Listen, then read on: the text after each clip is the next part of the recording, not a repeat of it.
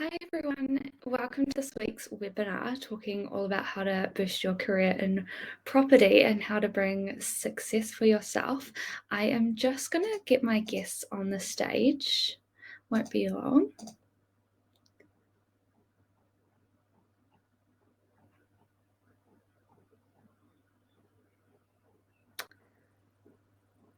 Hello. Hi Dani, how are you?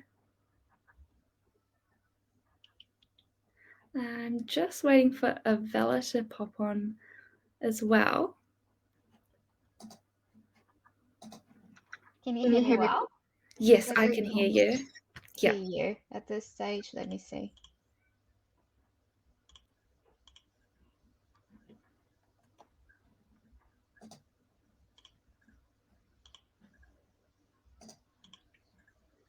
Cool. Can you hear me? Says, yeah, I can hear you. Can you hear me?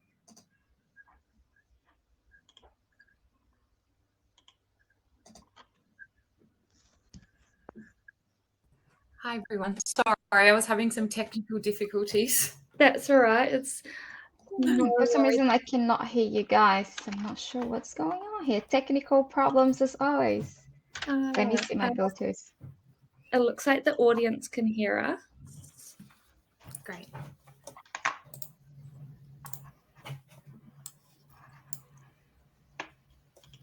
I'll just give Dani a moment. All right. Can you hear me now? Yes, I can hear you.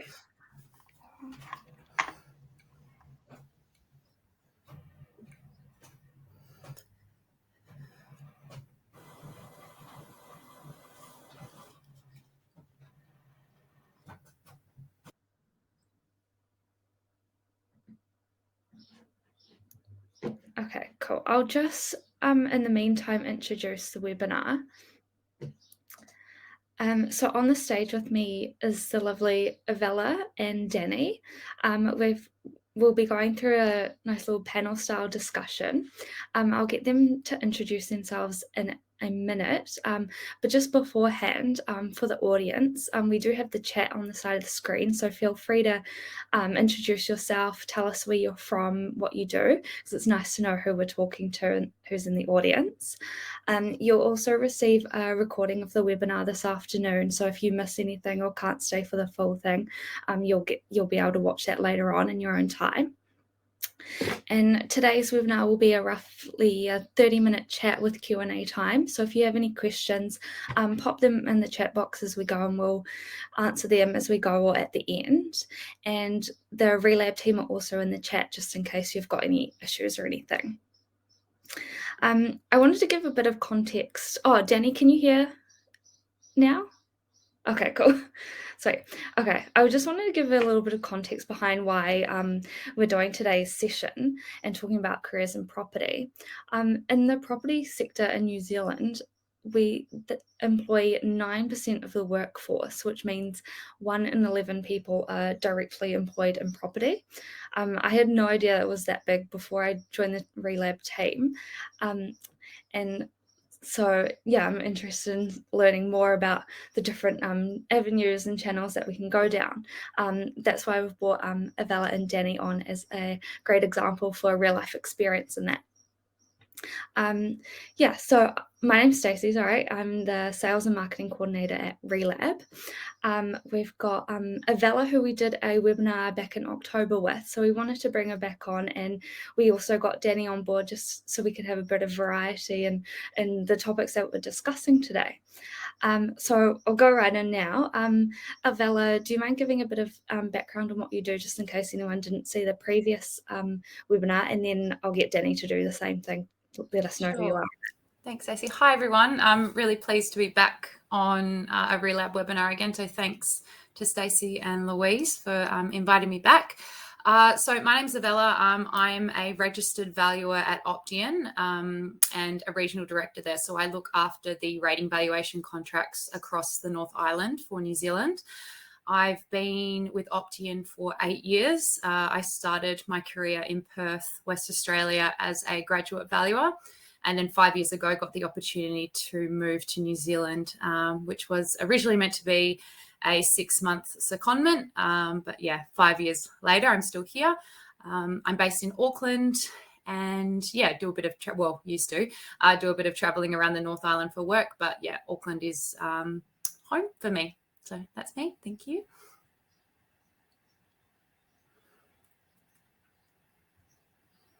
Oh, and Dani, can you tell us a bit about yourself? Oh, we can't hear you, Dani, or I can't hear you.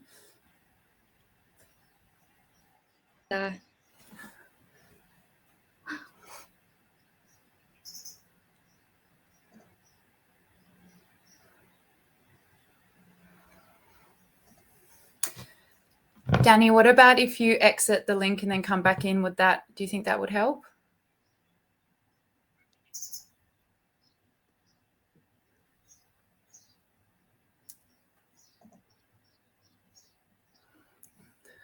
Cool. Always one of the joys of using technology, isn't it? I know. That's okay. We started off okay, but that's all right. It happens sometimes. Yeah. I'm sure everybody's used to using Zoom and that kind of thing, and mute not working and that sort of thing. So I'm sure we can all absolutely. Wait a minute. Mm-hmm. I'll just check if she's back in there. Oh yeah, she's back. I'll invite her in. Just looking through all the people on. There we go. Okay, cool. Dani, you're invited again.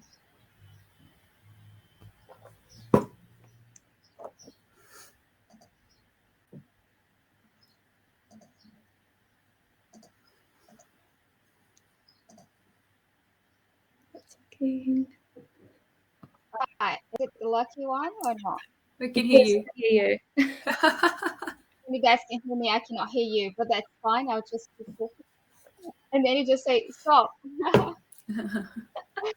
All right. So me, first of all, thank you, Stacey and Relab, for inviting me. It's such a pleasure to be, talking with those amazing women here today. So for those who don't know me, I'm Dani, and I'm originally from Brazil. If you haven't picked on my accent yet, but long story short, I came to New Zealand 6 years ago without knowing how to speak English. Went to work in hospitality for a while, forcing myself to learn the language. And after a year, I got a job on a fiber company and worked there for 5 years, up until last year when I decided to try a career in property. So since I was a teenager, I have been passionate about property, and I bought my first property when I was 19. And after saving most of my salary, subletting my rental property, working overtime, and investing in different courses, I've uh, now own 4 properties. And in the past year, I took the leap to leave my work, my career in technology, and pursue my passion, which is property, full-time. Perfect. So I believe Dani can't actually hear us, but we can hear her. So I'll have to put the questions for her in the chat. But maybe if Avella, you answer the questions first, and then Yeah, can follow. Sure. So how do you seek out opportunities in such a large industry? Yeah, so it's that's a really good question because there are so many opportunities out there, right? And it's hard to pick which one you want to go for. I'm very fortunate to work for a company whose values and culture really drive success. So I've been as I mentioned, I've been with Optium for 8 years. I've had amazing managers along the way, worked with amazing people who have really encouraged me to go for things that maybe I didn't think I was skilled enough to do, or I wasn't good enough to do, or, that kind of thing, that sort of imposter syndrome that we've heard a lot about over the last, few months. So I've been very fortunate in that capacity to have people who have really mentored me and supported me to go, for opportunities like, moving to New Zealand when I'd never been to New Zealand before. for this crazy journey and career change. So, you know, I think having that base and having that support is probably in my own personal experience, been one of the most important factors in terms of what opportunities I have gone for. I think a lot of it is also experience. So once you go for something once that you're not sure about, you kind of build that resilience and you build that sort of knowledge and thinking, okay, well, I've done this once before, so, you know, maybe this time it'll work out and maybe it won't. But it's also having the ability when things don't work out to just take a step back and go, okay, what did I learn from that? What would I do differently? You know, and really look at it sort of, not to beat yourself up about it, but sort of learn from that. And yeah, I think as well, you know, as I spoke about in the last webinar, you know, that networking and that exposing yourself to people outside of your everyday job, people that you deal with all the time. You know, we hear a lot about diversity drives really successful cultures and work practices. And I think that's so true. You know, if you just interact with the same people every day, you're never going to challenge yourself. You're never going to learn anything different. So putting yourself in an environment where it's really uncomfortable and you meet people who don't agree with you, but they're respectful in their disagreement, I think that as well builds on that ability to, you know, want to seek out more opportunities and want to seek out more challenges, and it all sort of layers into, you know, that next step into, yeah, meeting new people and taking on tasks that you maybe thought you couldn't before. Cool. It all seems to come back to resilience and, you know, just putting yourself out there in situations. Yeah. Dani, can you hear me now?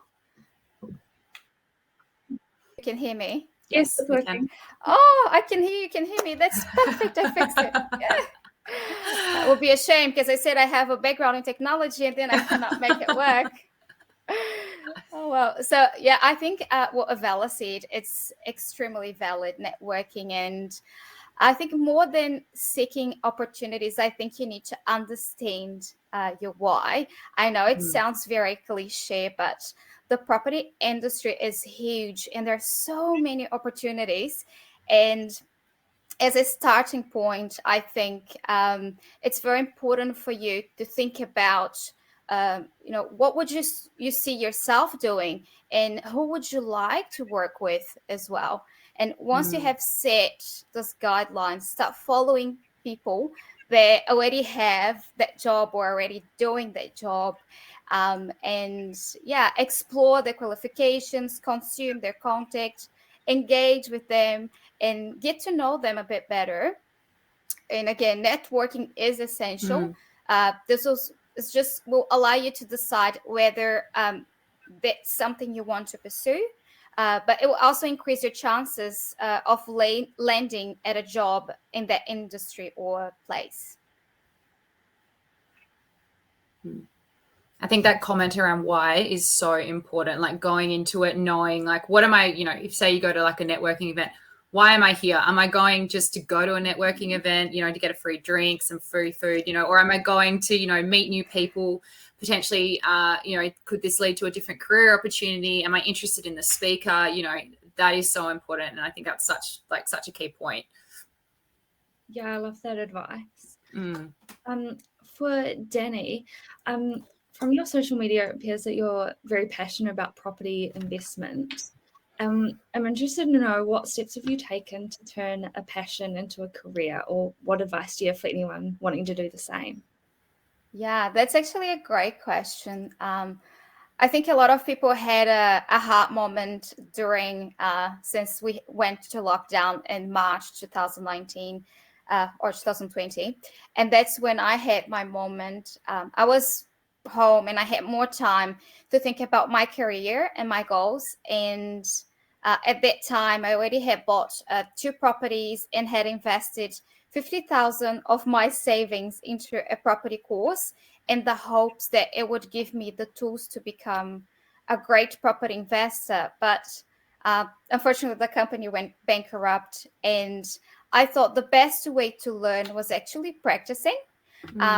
So I noticed that the market was changing really quickly, and I realized that my best chance of keeping up to date and learning more about property was being around like-minded people. So I started exploring Seek for job opportunities. And to be honest, I was just applying for every job that was available. I said, you know what, I have nothing to lose, so I'll just try. And obviously, I've been rejected for most of it until I found the job that I'm in now at Rental HQ. And it was a great experience because if I haven't tried all this, I'll probably just accept any job and I wouldn't be happy there. So that's how it always started.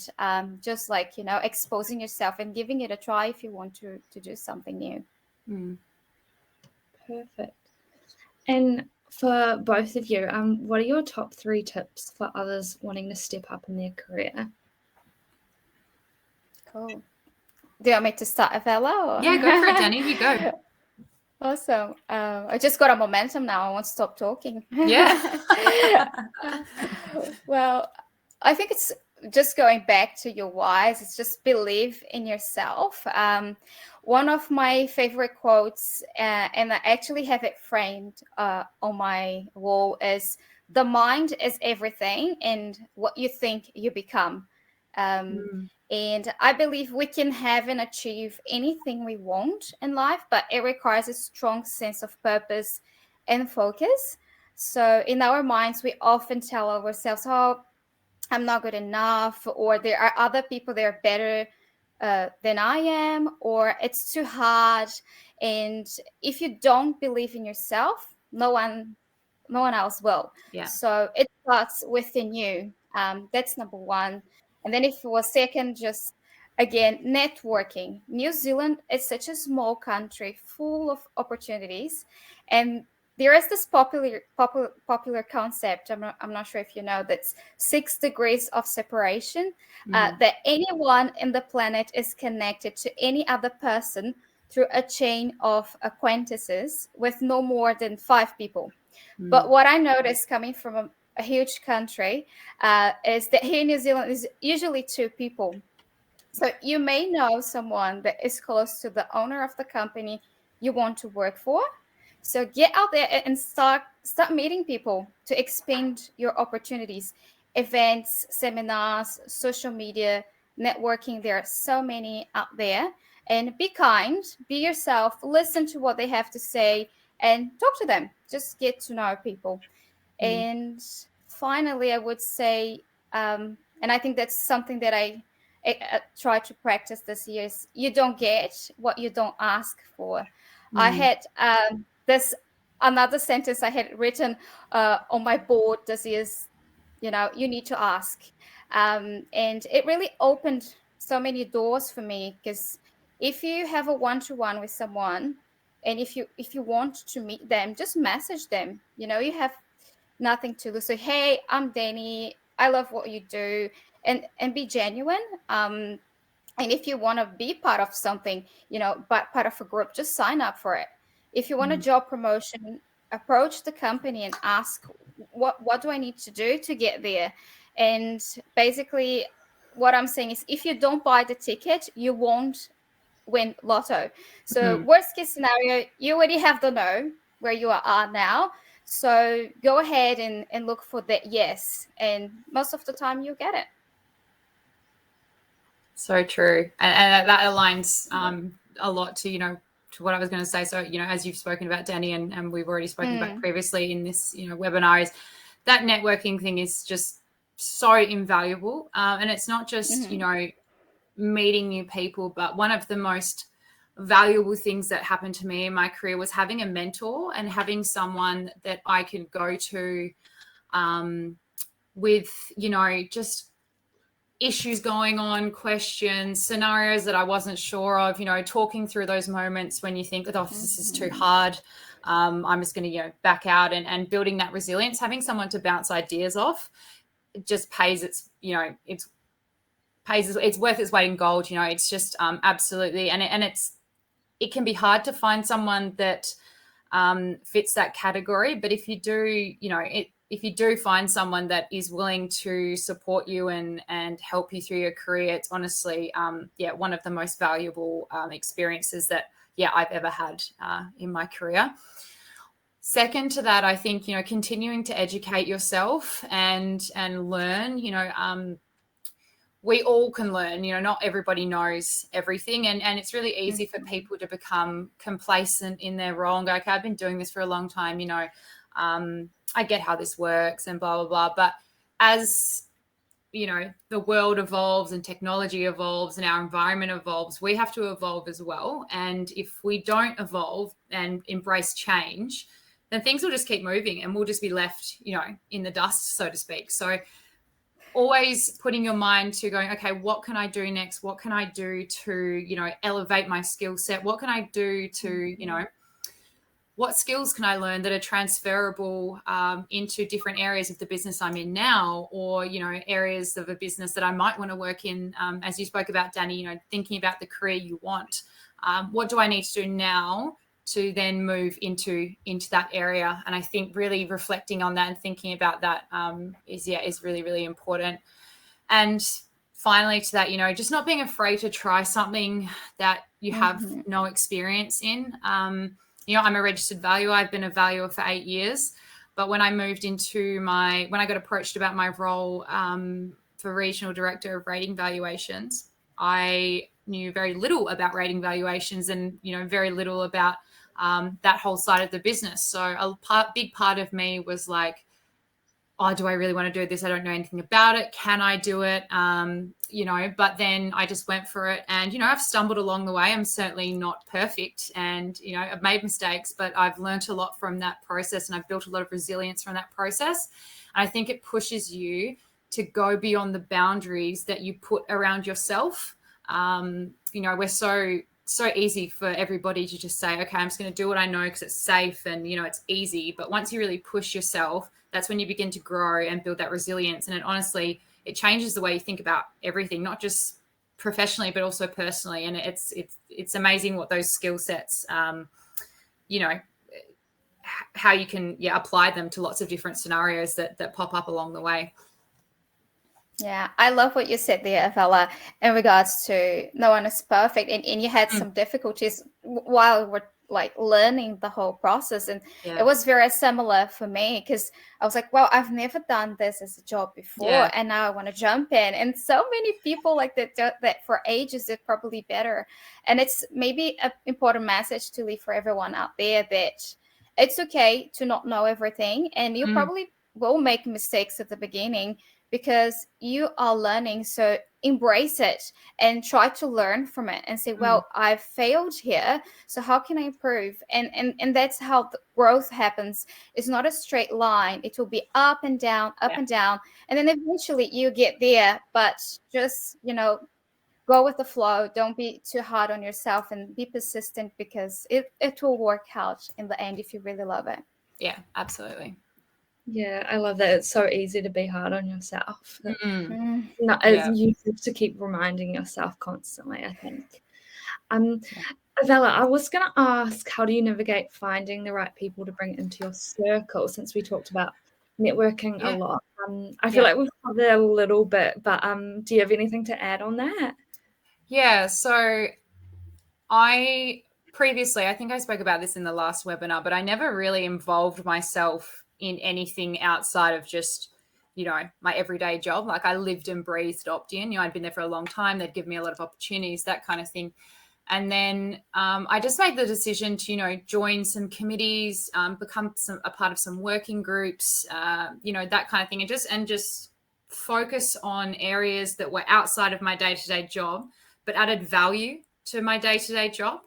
And that really helped me broaden my network, meet like-minded people, and again, meet people who challenged my way of thinking and forced me to really grow and evolve, professionally and actually personally as well. It's really amazing the information you can learn from having a half an hour conversation with someone who you've never met before or is from a different part of the industry as you, particularly when you're in, a committee, and the purpose of that committee is to really challenge one another and advocate for certain groups' rights and all that kind of thing. And you're never going to agree all the time, but having that respectful conversation and listening to, the way other people think is really important. sometimes you meet people and you really hit it off and it's this great experience and you walk away from it, you go, wow, that was amazing. I'm so glad I went. But then sometimes you meet people and it's just kind of like nothing happens. And that's okay. You know, you can kind of think about it and think, oh, that was kind of an awkward conversation. But that's also part of the process. You know, you're not going to get on with everybody. You're not going to have a connection with everybody. But, you know, it's those people that you do have connections with that really, you know, bring value and add value. So, you know, it is a bit of trial and error sometimes. But you just sort of put yourself out there and get involved in, you know, different things that interest you. Yeah, cool. And I'm interested to know for both of you, what does a day in a life look like?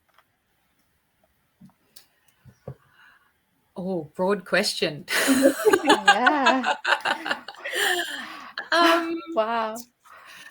Yeah, so obviously at the moment things are not that exciting, but I try to really, you know, obviously with everybody working at home and that kind of thing, which I know I'm sure we're all sick of talking about, but I try to really have me time. I try to really make sure I have those breaks in my day. So, you know, in the morning I'll get up and I'll go and walk my dog. You know, I'll make sure I have time to, you know, have my lunch, that kind of thing. And I really have put a lot of emphasis in the last few years on ensuring that balance between work and, you know, my life and my mental health and all that kind of thing, because it's so important. You know, you get so career focused and so driven about what you want to achieve. Sometimes you let the other important things in your life slip and you never really get that opportunity to switch off. So, you know, what I guess a day for me is really making sure I have that good balance between, you know, doing my job well and supporting my team and achieving the goals for, you know, the business, but also make sure I'm achieving the goals for myself and spending time with, you know, my partner, my dog, you know, seeing my friends, you know, which can be a little bit challenging in these times, but yeah, trying to really make sure I have that balance right. And, you know, I haven't always got it right, but really, you know, that is something that I try to focus on more so now and yeah, than in previous years. So did that answer the question? Yeah. Yeah, I think I'm on the same page with Avella there. That work-life balance, I think it's something that I've learned in the last maybe 2 years. And since I got here in New Zealand, I used to work 120 hours and just like, I need to make money. I want to buy more properties and go. And I have goals. And then if I didn't achieve that exactly what I wanted, I would be disappointed and think I'm just not good enough, I'm not doing it right. But then just coming back to, well, do I want to live this life of just making money and not enjoying it? And that's what I like here about New Zealand, because we really bring this lifestyle. So maybe my day always starts with exercising in the morning, going to the gym, trying to work on my mindset first, and then going through my work, because then I know I have the energy and motivation. But I won't lie that during lockdown, because I'm a people's person and my job is networking, many people wouldn't accept doing a Zoom call, and I couldn't meet them face to face. And I was just like, how can I promote the business? How can I grow in this scenario? So trying to be more creative and approach social media, try to engage with people online. So yeah, I think my day would start with exercising and then just, you know, setting up a goal for the day. It's very important. Something little, just like, oh, what's your intention for today? Oh, I want to meet with one new person, and then at night just relax and be kind. But yeah, it's been hard times during lockdown. But I think you have to go back and think, well, that's just not me and the situation. Everyone is together on this, and just do your best. But it's hard not to look back and say, oh, I don't think I've done good enough. I have to do better. But yeah, I think just work on your mindset first, then everything else will come eventually. Yeah, I'm not sure if I went a bit of a tangent there, but yeah, that's about it. That was good. Yeah, great, that's perfect. Thank you so much. Okay, my final question. What career goals are you bringing into 2022? Go for it, Dani. Awesome. That's a fascinating question. So I'm about to embark on a massive career change. And if you want to know more, just keep an eye on my social media. I'll be announcing it next week. Once it's all official, I would love to come back here and talk more about that. It's something that I've been manifesting for a while now, and it has happened in the most unexpected way. So I could not be more excited for next year. If I could give a hint of what my goal is, it's basically help everyday people achieve their ideal lifestyle through property investment in a holistic and sustainable way. I think that's probably like the sentence for next year. That's a lovely goal. I love that. Yeah. Thank That's you. a hard act to follow. Mine is certainly not that interesting. No, look, listen, from my perspective, there's two parts to it. So, as I've spoken about, I feel that, what you get out of your career, you can also sort of apply to personal life and vice versa. So I'm really trying to, as we've already spoken about in the last question, focus on that mental health and setting my day up right. So, what value am I getting from my day and what I'm trying to achieve? So really trying to focus on that and, create that value in my day.